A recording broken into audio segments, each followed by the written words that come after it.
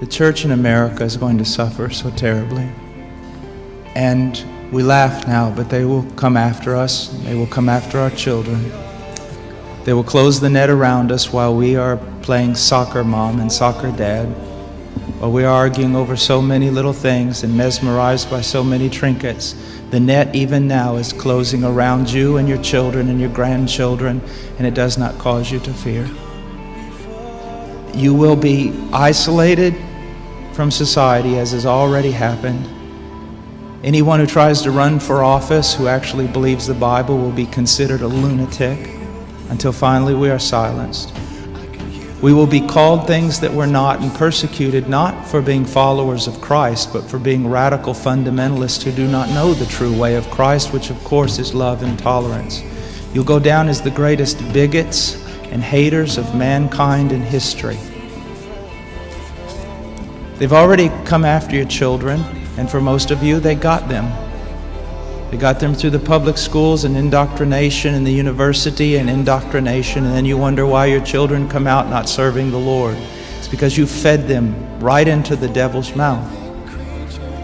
So little by little, the net is closing around, and then it's not little by little. Look how fast things are going downhill just in a matter of weeks. Matter of weeks. But at the same time, know this. Persecution is always meant for evil, but God always means it for good.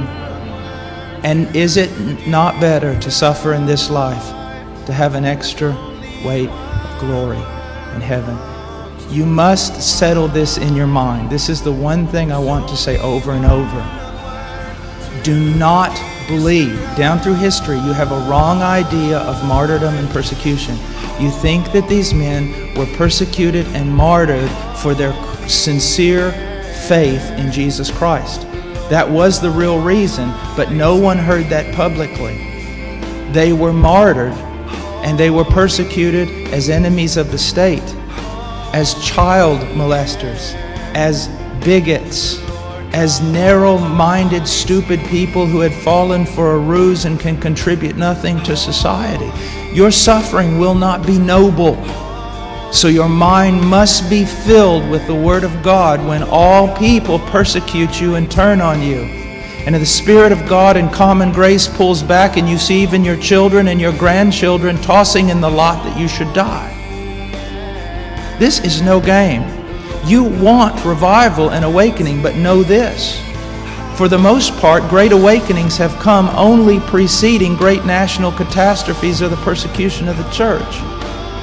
I believe God is bringing a great awakening, but I believe that He is raising up young men who are strong in trust in the providence of God to be able to wade through the hell that's going to break loose on us. And it will be on us before we even recognize it.